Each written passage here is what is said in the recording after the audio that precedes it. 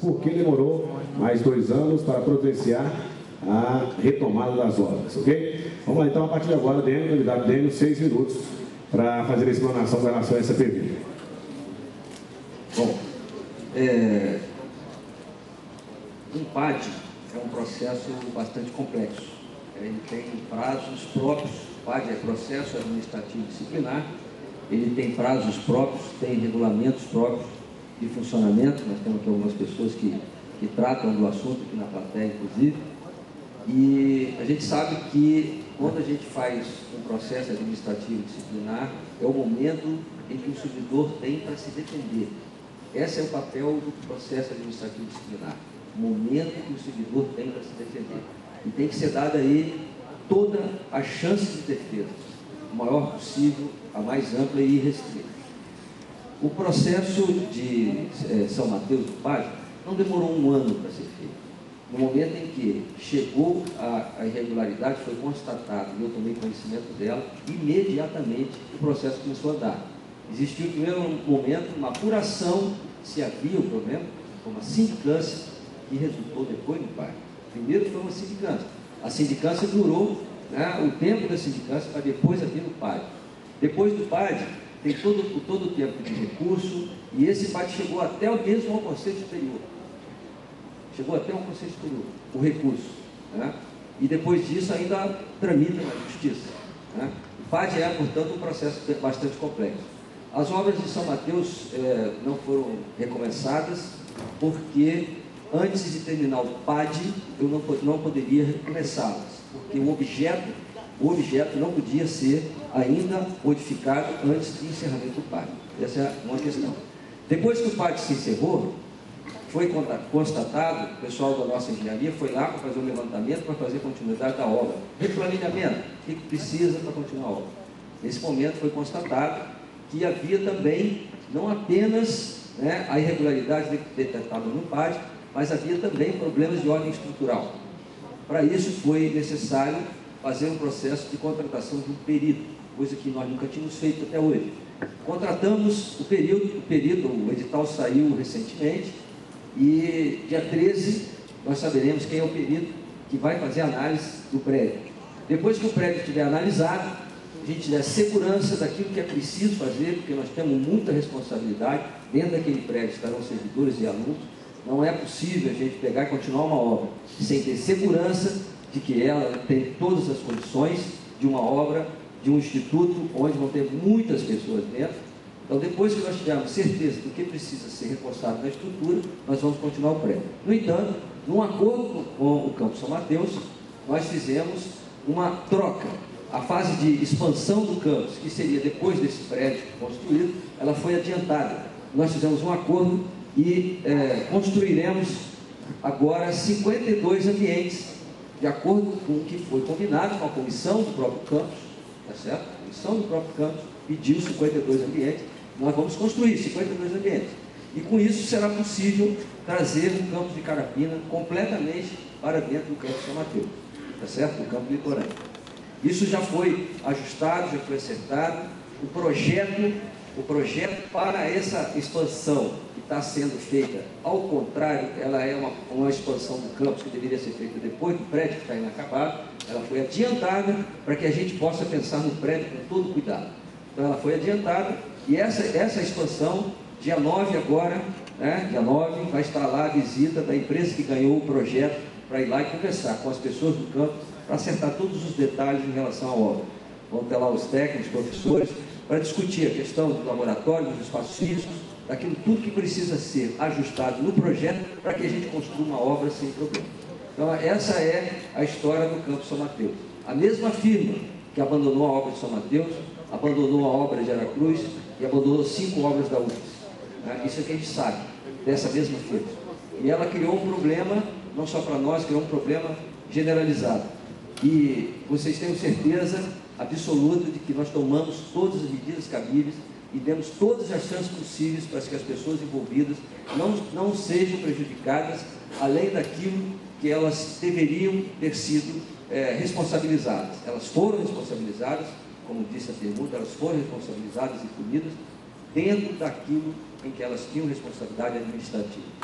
Esse processo já andou para todos os lados por aí, já recebeu inclusive parecer do próprio Ministério Público dizendo que aquele processo que foi feito está perfeitamente dentro da legalidade, perfeitamente concluído. Todos os atos que foram feitos ali estão corretíssimos. A gente tem um parecer do Ministério Público a esse respeito. Tá?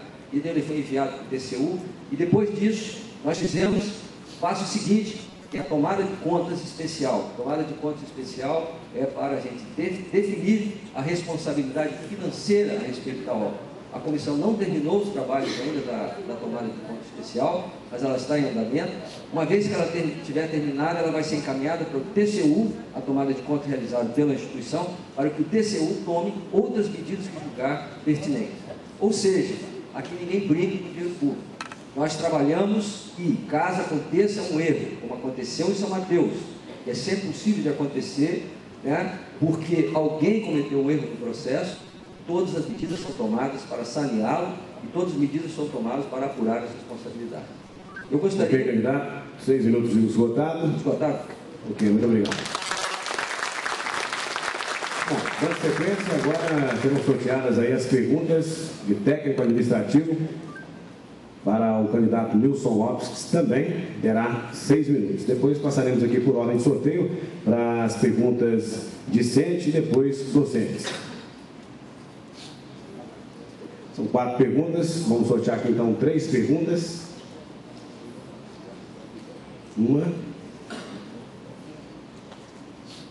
2, 3. Lembrando que as 3 perguntas, candidato, serão feitas de uma só vez, ou a partir desse momento que finalizadas as perguntas, terá 6 minutos, as perguntas serão repassadas para a sua mesa.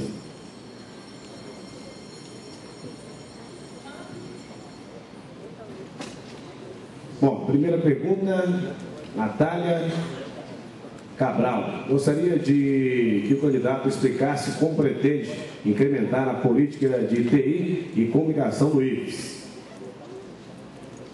Mais uma pergunta agora aqui. Aí outra pergunta colocada na urna errada. Essa pergunta aqui era para o Délio. Está com 2 também aqui o candidato Nilson Lopes. Tem uma pergunta, inclusive, vai mostrar para o candidato Nilson ali. Seu tempo está contando ainda não, candidato. E a pergunta, outra pergunta agora do Ricardo.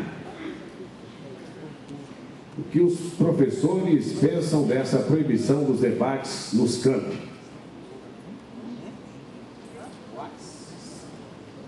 Proibição?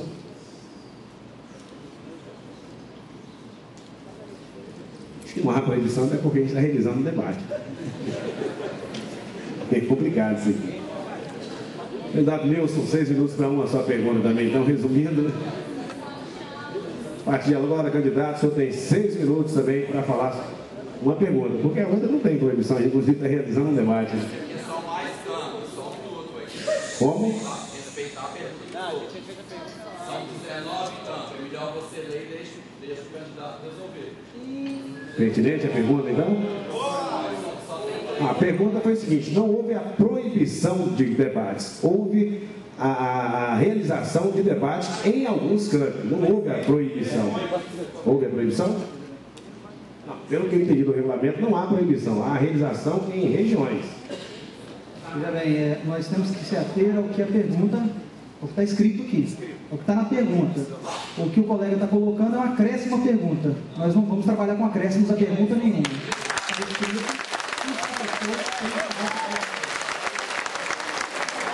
É bem claro, proibição, não há proibição, houve sim a escolha de 3 campos para a realização em cada região. Então, proibição automaticamente não existe. Candidato Nilson Lopes, a partir de agora só tem 6 minutos também para responder.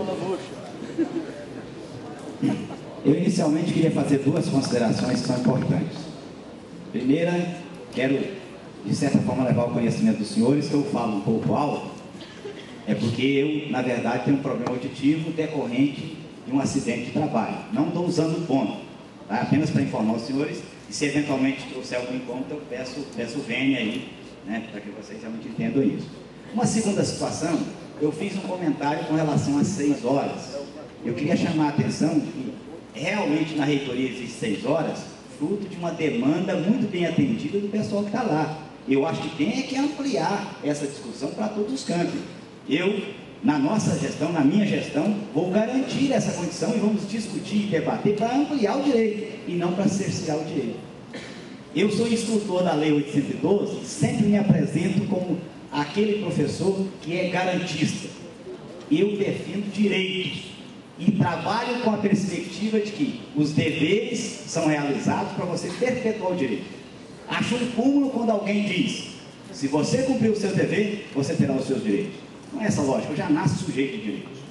Então é fundamental dizer o seguinte: o pessoal que já conquistou de forma brilhante, pela demanda, pela busca, pela proposição, pela ação ativa, deve ser preservado esse direito, deve ser ampliado para os demais. Com relação à pergunta da Natália, muito pertinente, gostaria de parabenizá-la pela pergunta, com relação à TI, e ela certamente leu o nosso programa de governo, porque a gente trata da ideia no plano de gestão, trata da ideia de uma política de TIC, Tecnologia da Informação e da Comunicação. Essas coisas não podem estar mais isoladas. Na verdade, a política de TI tem que ser colocada como estratégica.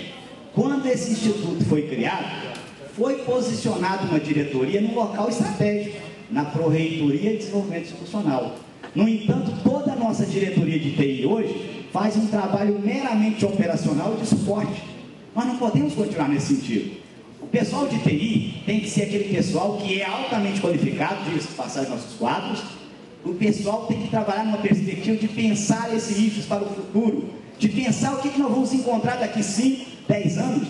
O pessoal de TI dispõe dessa informação, desse conhecimento, dessa habilidade.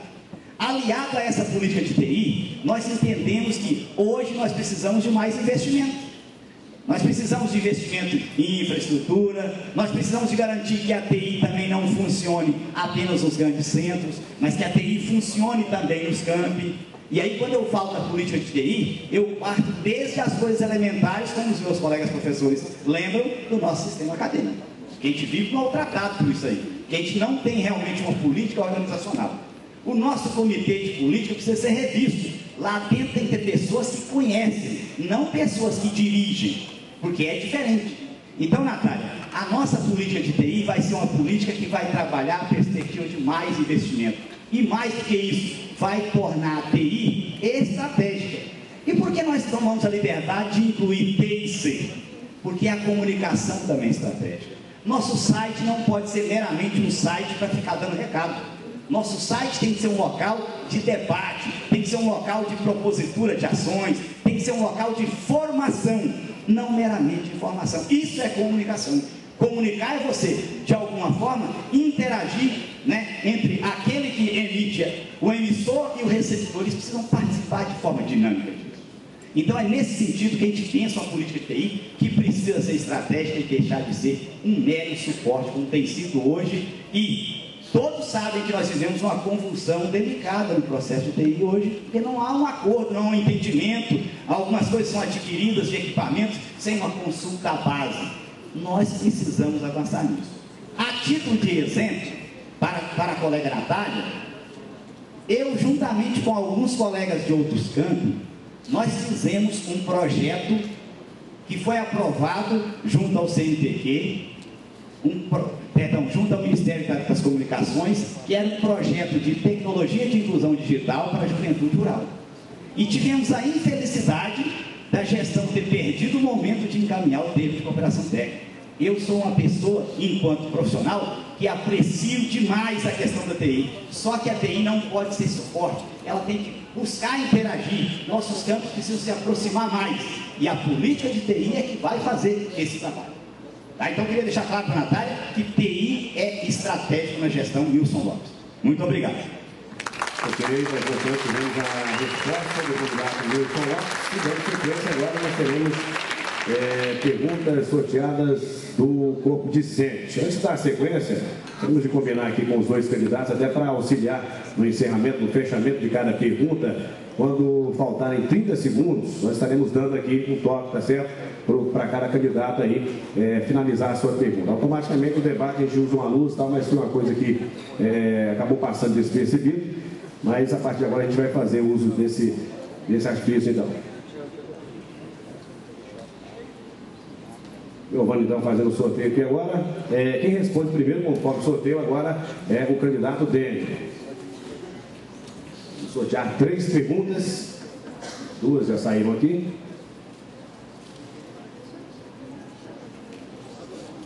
Todas com nome, identificadas. Vamos dar uma olhada primeiro, como a gente já falou, observar cada pergunta.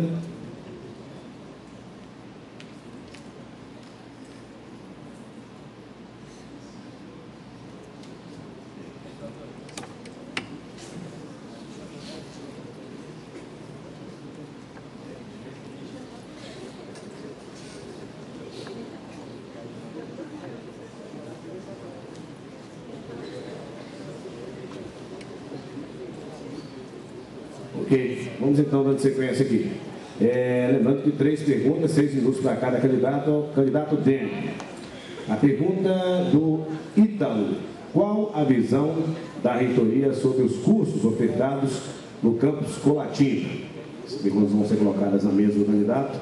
A outra pergunta do Rafael: o que o candidato pretende fazer para demonstrar essa transparência falada, visto que nós, estudantes, não a percebemos na atual gestão? E a pergunta do Davi Martins, do campus Itapina: qual a sua proposta para as antigas agrotécnicas, uma vez que esses campos estão esquecidos, entre aspas, ele colocou aqui, pela reitoria? Portanto, a partir de agora, 3 perguntas, o candidato dele tem 6 minutos para responder. Bom, em relação, vou começar pela última, né? Dizer que as nossas agrotécnicas estão esquecidas pela reitoria. Primeiro, eu não sei exatamente o que significa estar esquecido, porque desde que foi criado os institutos federais, o orçamento das agrotécnicas tem sido cada vez maior, cada vez melhor, e muito maior. Eu não estou falando de uma diferença de 1 milhão, não. Estou falando de dobrar e triplicar. Então, falar que está esquecido é um pouquinho forte demais, né? Depois que nós nos fundimos no Instituto, as agrotécnicas passaram a ofertar cursos superiores. Depois que nós nos fundimos no Instituto, todas as agrotécnicas já estão batendo em 60 professores, tinha só 30. Então, é meio complicado a gente falar que há um esquecimento das agrotécnicas. Então, ao contrário, elas estão tendo um reforço muito grande. E não só as 3. E a gente é bom de falar isso. Nós vamos ter 20 campos, e não vão ser só esses 3 que têm características agrotécnicas. A gente vai ter pelo menos mais 4 que terão características mistas, agrotécnicas e de cidade. Então, esse eu queria falar sobre esquecimento. Em relação aos cursos de Colatina, ofertados no campus Colatina, eu tenho debatido com a comunidade do Colatina, do campus aqui de Colatina, já há algum tempo. As pessoas que estão aqui sabem disso. Eu tenho me preocupado com o campus de Colatina há muito tempo, porque o campus de Colatina, ele já tem muito tempo, né? Ele nasceu em 93, parece que é novo, mas ele nasceu em 93, e ele nasceu em outra época, em outro momento, quando o Instituto não era Instituto, era Cefet, nem era Cefet, era Escola Técnica, e ele nasceu com o preceito de ter curso técnico, ponto. E a partir daí, ele fez só cursos técnicos, criou inúmeras áreas diferentes. A gente chegou a ter aqui em Colatina 5 eixos tecnológicos. Aí, quando a Colatina resolveu pensar a sua verticalização, encontrou dificuldades. E é natural que com 5 eixos tecnológicos é bastante difícil fazer verticalização. Essa foi a discussão que eu apresentei para os colegas aqui de Colatina. Nós sentamos com a comunidade mais de uma vez, discutimos isso e dissemos: pessoal, nós precisamos pensar muito no futuro de Colatina. Nós precisamos pensar hoje e para frente. O que nós queremos para o lado de cima? Nós temos 50% de curso técnico, queremos 50% de curso superior. Essa é uma meta. Nós precisamos alcançar isso em todos os campos, cada um ao seu tempo. Colatina é um campus maduro, ele pode avançar nessa direção. Para isso, ele precisa pensar o conjunto da obra. Não sou eu que faço a definição, não é o reitor. O reitor só pode aqui ajudar naquilo que vocês chegarem à conclusão do que precisa ser ofertado em Colatina. Vocês, melhores que ninguém de Colatina, sabem o que deve acontecer nesse campo. E eu tenho certeza, já tenho conhecimento, vocês estão avançando nessa discussão, têm discutido isso e têm feito definições importantes para o campus, para o futuro desse campus. E isso precisa continuar acontecendo, a discussão com o conjunto da comunidade, para que ele tenha segurança e tenha essa visão até o infinito do campus. A gente não pode pensar o campus hoje, a gente tem que pensar o campus daqui para frente. Então, o campus de Colatina está fazendo essa discussão e eu tenho certeza que vai chegar aonde precisa. Em relação à transparência, eu já disse uma vez, vou dizer de novo. Existe transparência no Instituto. Existe. Nós temos, como eu disse, a ouvidoria, que não nega informação para ninguém, né?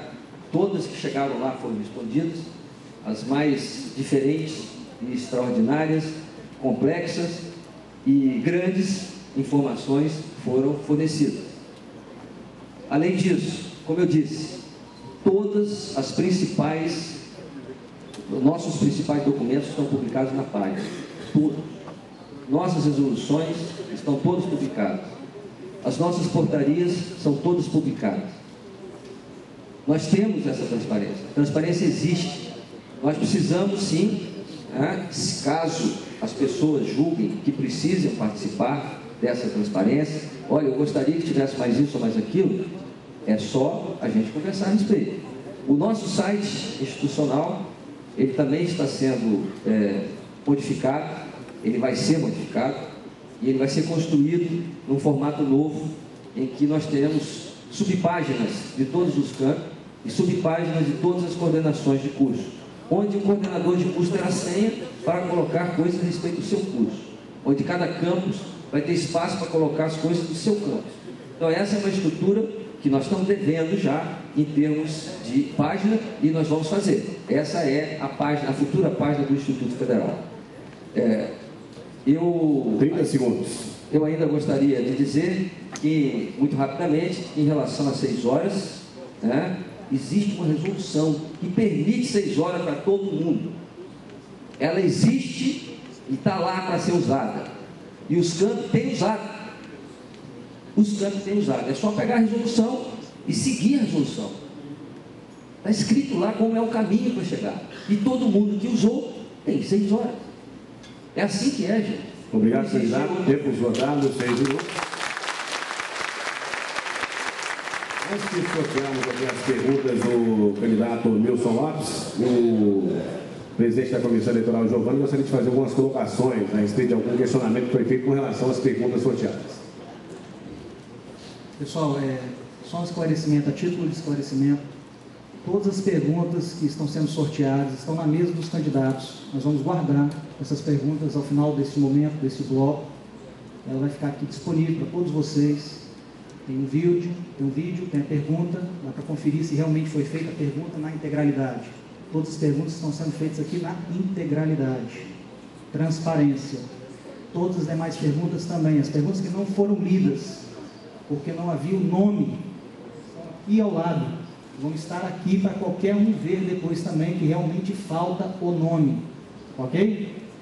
Mais um outro esclarecimento, que algumas perguntas elas chegam, e por que a gente está lendo as perguntas?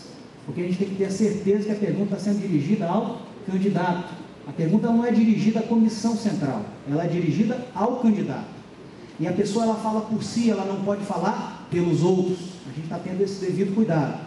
Por isso que a gente está lendo as perguntas, tomando esse cuidado, que a pessoa não está falando pelos outros, mas está falando por si, e assim dirigindo a pergunta aos candidatos. A única pergunta que foi vedada, vocês viram qual foi aquela do debate, todas as demais perguntas foram lidas integralmente. Ok. Obrigado pela atenção de todos. Vamos dando sequência agora às perguntas do corpo discente, serão sorteadas também para o candidato Milson Lopes, que terá também 6 minutos para responder. Vamos sortear as perguntas então. O nome correto, a pergunta. Também aqui, o princípio correto. A terceira pergunta também correta.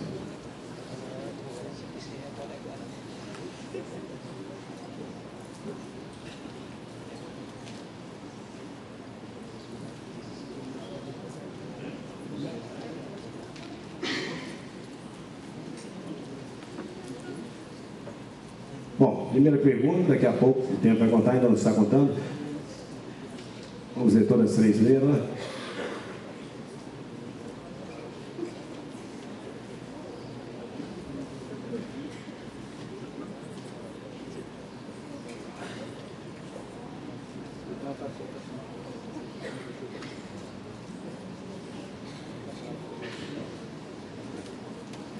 Vamos lá então, 3 perguntas então. A primeira pergunta é Lucas Dutra Cruz. Orçamento participativo é necessário, mas muito mais é a educação. Servidores insatisfeitos, alunos contra a greve. O que faria e tomaria como ideal para a resolução? Essa é a primeira pergunta. Pergunta agora do Rafael Costa de Santana. A pergunta, no final da pergunta. O que o senhor faria e tomaria como ideal para resolver, para a resolução? Certo? Entendido? Faça a pergunta para ele. A pergunta agora do Rafael Costa de Santana. O que o candidato faria em relação à formação política dos estudantes, visto que a mesma não é estimulada tão pouco a formação, criação de grêmios, diretórios e centros acadêmicos? E a pergunta do Antônio Pinto. O que de positivo trouxe a unificação dos IFES, antigos Cefetes e escolas agrotécnicas, etc. Candidato, a partir de agora, o senhor tem 6 minutos para responder também as 3 perguntas.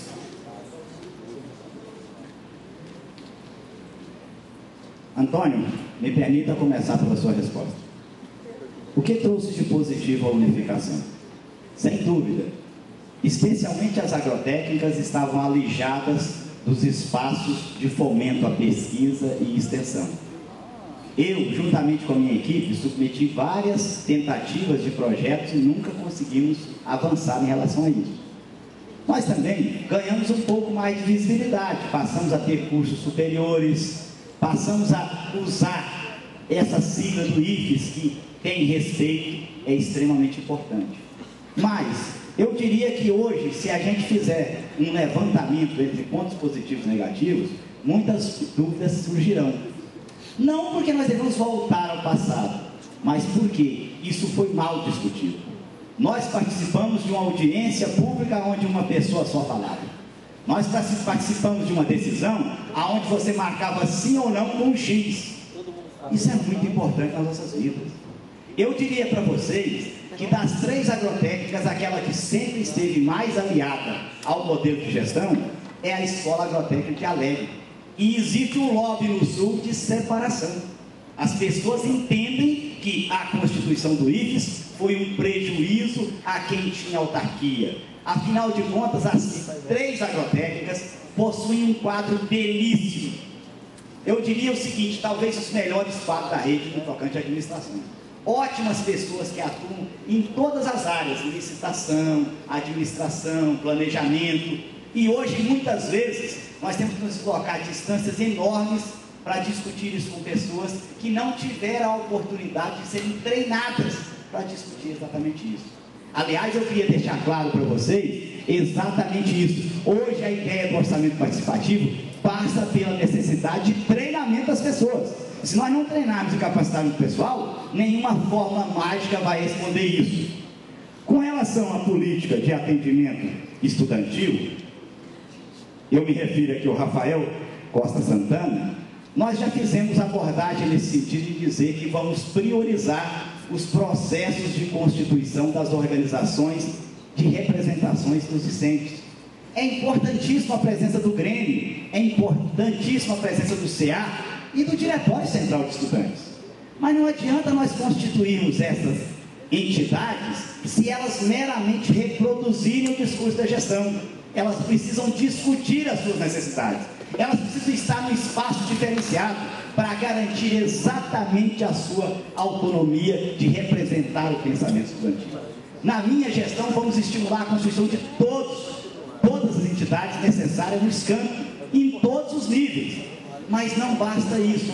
É necessário garantir a formação política dessas pessoas. Para tanto, vamos criar mecanismos de formação. Vamos trazer profissionais que sejam capazes de minimamente avançar no sentido de mostrar a cada um o seu papel.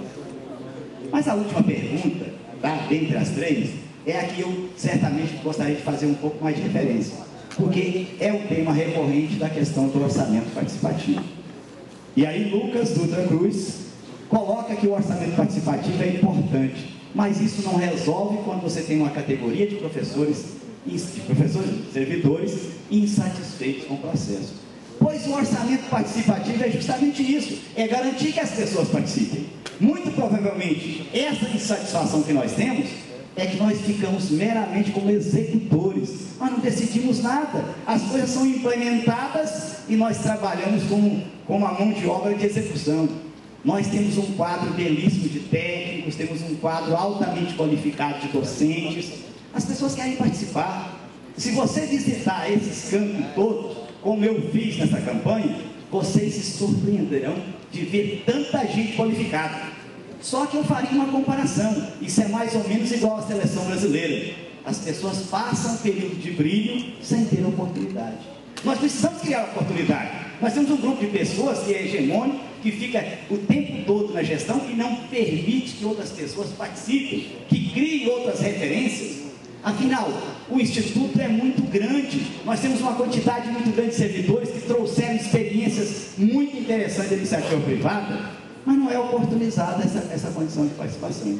Hoje o orçamento participativo com certeza vai garantir que essas pessoas sejam valorizadas, que essas pessoas entendam o seu papel, porque cada um vai ter vez, cada um vai ter voz, cada um terá a oportunidade de se sentir responsável por essa instituição. Nós precisamos, gente, ter senso de pertencimento. Eu sou de uma agrotécnica, aliás, eu fui, hoje eu sou do IFES, e todos devem pensar assim.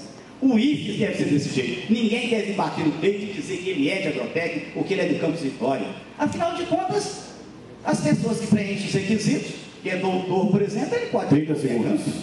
Então, nesse sentido, eu queria deixar claro para vocês o seguinte: nós precisamos de uma administração, de uma gestão em que todo mundo faça parte dela. E a minha gestão vai garantir isso, porque juntos somos um só IFES.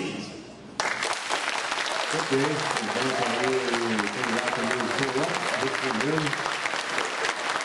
pergunta do corpo docente e dando sequência também, através do sorteio realizado com antecedência, quem começa respondendo também as perguntas aí do corpo docente é o candidato Nilson Lopes. Vamos passar, portanto, agora ao sorteio de 3 perguntas do corpo docente. Essas perguntas iniciais aí, também 3 perguntas com 6 minutos para o candidato responder, ok? Temos a quantidade aqui que realmente dá para se realizar o sorteio. Lembrando mais uma vez que as perguntas continuarão guardadas e estarão à disposição aí de todos os candidatos.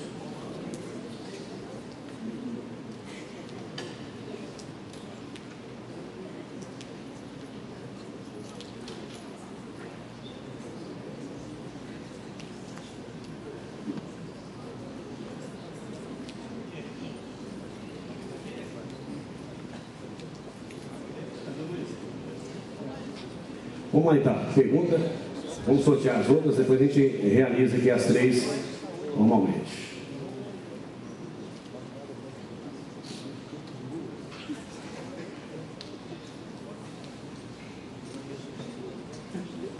Ok, mais uma pergunta então.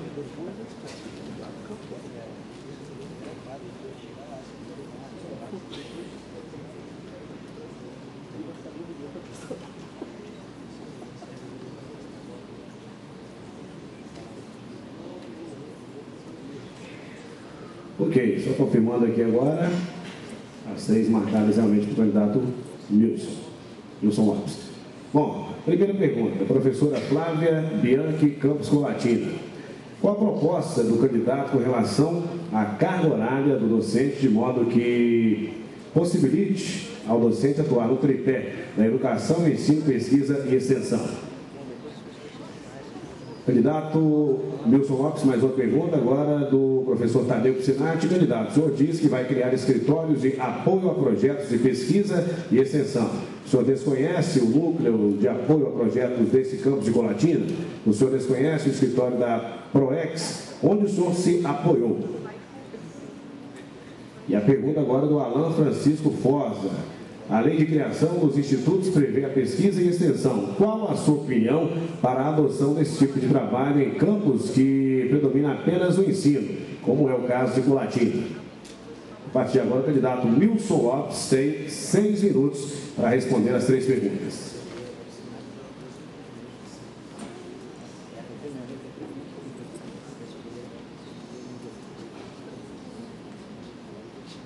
Eu começaria inicialmente respondendo a pergunta do Tadeu Piscinati. E respondo isso com muita naturalidade, porque sem falsa modéstia, sou, talvez, dentro do quadro de pesquisadores e extensionistas políticos, aquele que mais aprovou projeto no ano da extensão. Aliás, os primeiros projetos aprovados foram sob a minha coordenação. Não só fruto do meu trabalho, mas fruto de uma equipe multidisciplinar em que conta com profissionais de Santa Teresa, profissionais de Itapina e, em alguns casos, profissionais de Venda Nova, profissionais de Vitória, todos dando imensa contribuição. Quando a gente diz que falta um escritório de apoio, acho que as iniciativas de Colatina são belíssimas, mas a reitoria, ela está, de alguma forma, desprovida de um apoio necessário para você realmente perceber que ocorrem possibilidades de submissão e o aparato para garantir isso. E eu vou fazer menção de novo aqui ao projeto que nós aprovamos. Fizemos um projeto para TIC, tá, de apoio à juventude rural, onde o projeto era multicampo. E além desses campos que eu mencionei, nós tínhamos outros aliados. O projeto foi aprovado e eu diria, por falta de habilidade gerencial, por uma mera assinatura de um termo de cooperação técnica, perdemos um projeto de R$175 mil. Depois de aprovado e com orgulho, na frente de Universidade Federal de Viçosa, Universidade Federal de Lavras, tivemos a aprovação desse projeto. E perdemos recursos por falta de competência gerencial. Então nós precisamos de um escritório que trate disso, que coloque isso debaixo do braço, para poder garantir que o extensionista, que o pesquisador realmente receba esse apoio. Mas acho belíssimo o trabalho feito aqui em Colatina.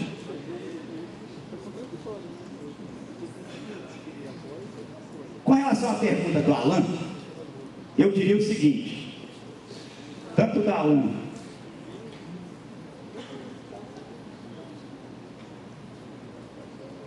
me permita qual outro?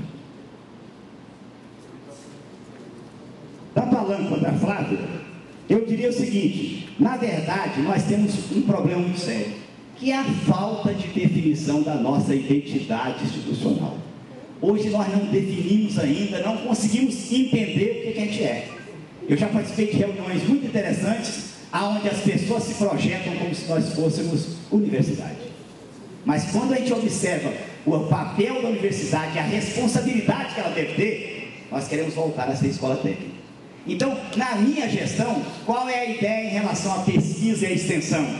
Nós vamos priorizar as vocações regionais, vamos ver realmente quem tem competência para fazer pesquisa, quem tem competência para fazer extensão, quais os campos estão preparados para encampar isso aí.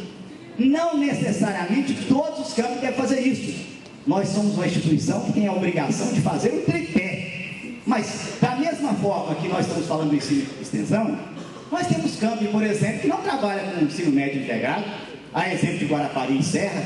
Se esses campos podem prescindir da condição de não ofertar o ensino integrado, é claro que nós temos a oportunidade de discutir se a gente quer trabalhar só com ensino, só com a pesquisa, só a extensão.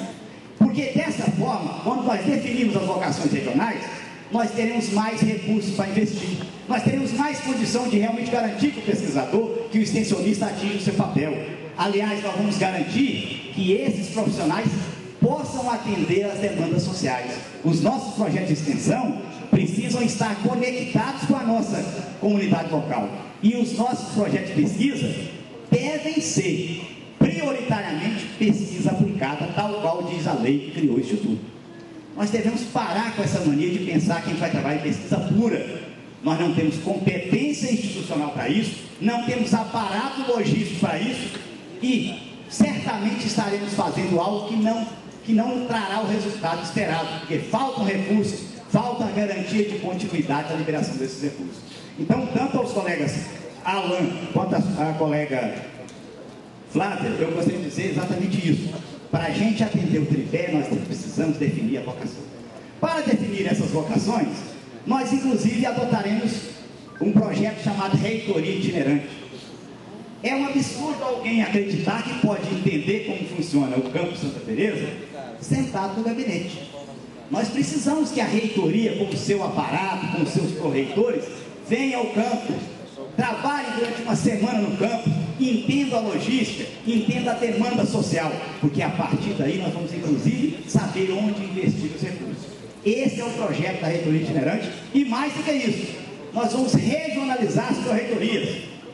Temos profissionais muito interessantes na reitoria, mas todos pensam no quadrado de Vitória. Temos que ter alguém que pensa o norte, temos que ter alguém que pensa o sul, alguém que pensa o centro, alguém que pensa as agrotécnicas, que pensa o sistema como um todo. Temos uma diversidade que precisa ser acolhida na gestão. Então vamos adotar, além da reitoria itinerante, vamos adotar a questão da pró-reitoria regionalizada. Obrigado. Ok, portanto aí, Milton Lopes respondendo as 3 perguntas, e agora passaremos as perguntas do corpo docente para o candidato dele, também terá 6 minutos para responder. Como já vimos fazendo, vamos sortear, analisar a pergunta. Há perguntas aqui suficientes.